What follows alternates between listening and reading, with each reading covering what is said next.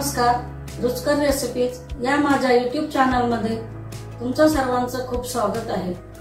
मी आज तुमच्यासाठी घेऊन आले एक वेगळी रेसिपी। कोणी ती दाखवली पण नसेल आणि कोणी बनवली पण नसेल। ती आगळी वेगळी रेसिपी म्हणजे उपवासाचा स्टफ पराठा। हा पदार्थ अगदी बनवायला सोपा आहे आणि खायला सुद्धा छान लागतो। चला तर मग आपण वेळ न दवडता पदार्थ करायला घेऊया।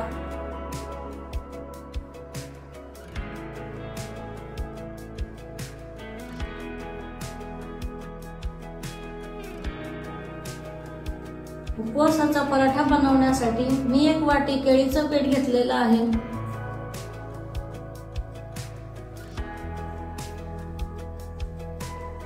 त्यामध्ये चवीनुसार संदेव मीठ,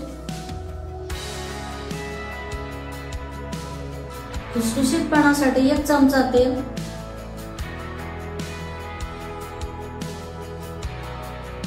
पिठाला आता तेल चोळून घ्यायचे।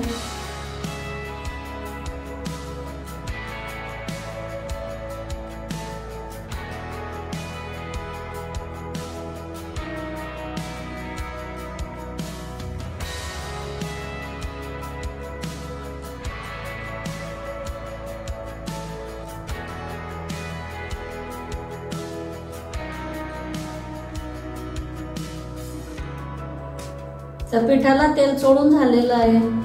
आता थोडं थोडं पाणी टाकून मी पिठाचा गोळा करून घेणार आहे।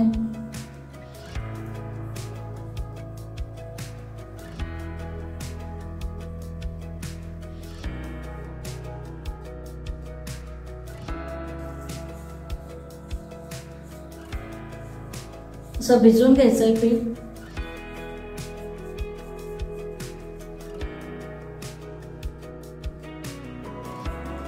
पण गव्हाचं पीठ भिजवतो तसं भिजवून घ्यायचंय।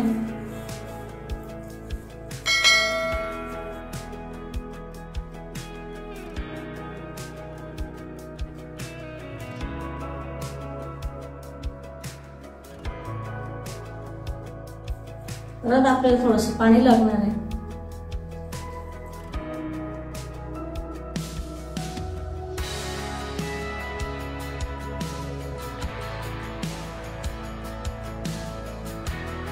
असा गोळा भिजवून घ्यायचा आहे।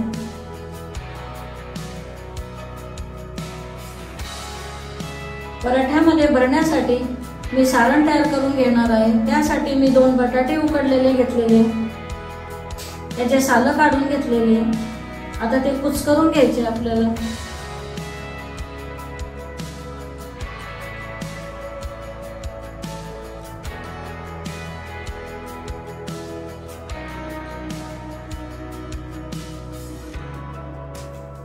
बटाटे कुस्करून झालेले आहे आपले। त्यामध्ये आपण मसाले घालणार आहे।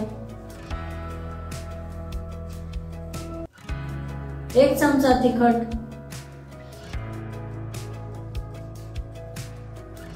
अर्धा चमचा जिरे पावडर,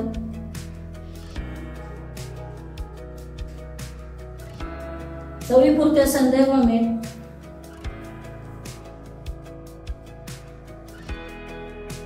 थोडासा लिंबाचा रस,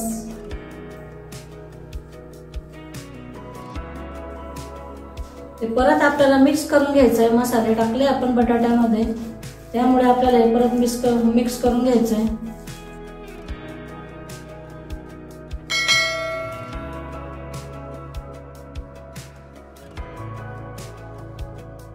हे पराठ्यामध्ये भरण्यासाठी आपलं सारण तयार झालेलं आहे।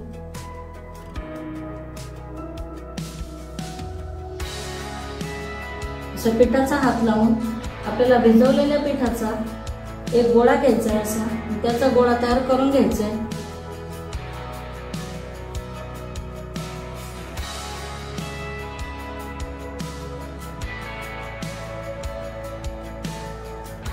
असे 2 गोळे आपले तयार झालेले आहेत। असा एक गोळा आपल्याला पिठात ठेवायचा आणि या पिठामध्ये भिजवायचं। अशी पोळी लाटून घ्यायची आहे त्याची।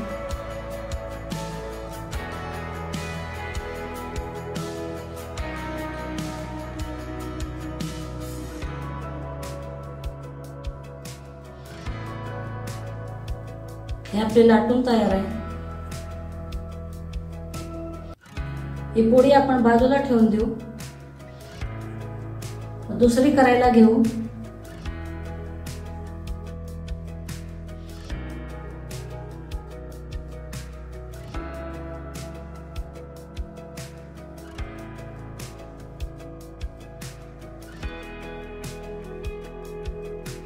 हे पण पोळी आपली लाटून तयार आहे.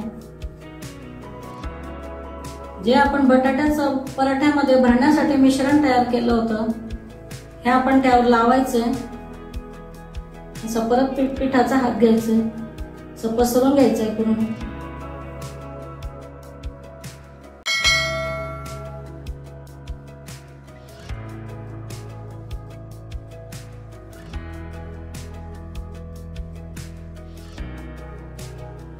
परत आता आपलं मिश्रण लावलेलं आहे. परत आपल्याला त्यावर एक पोळी ठेवायची आपली.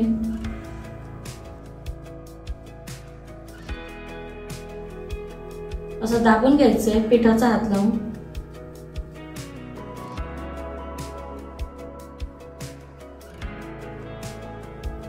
त्यावर पीठ टाकायचंय. थोडंसं लाटण्याने लाटून घ्यायचं आपल्याला.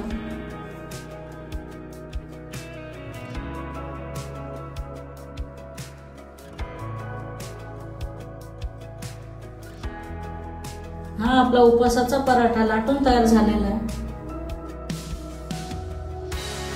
पराठा भाजण्यासाठी तव्याला आधी तेल लावायचं आहे.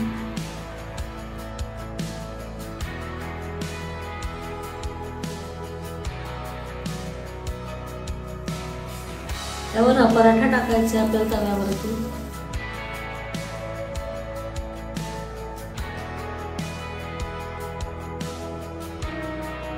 पराठ्याच्या बाजूने आपल्याला तेल सोडायचंय.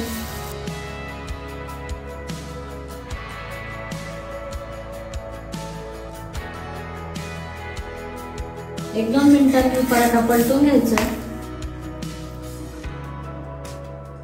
परत बाजूने तेल सोडायचं. वरतून पण तेल लावायचंय.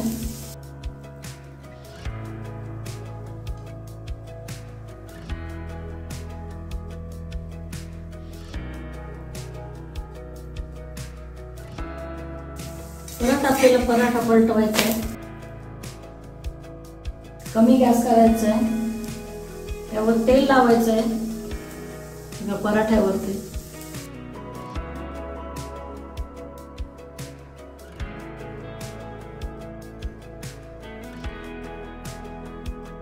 दाबून दाबून पराठा दोन्ही बाजूने खरपूस भाजून घ्यायचा.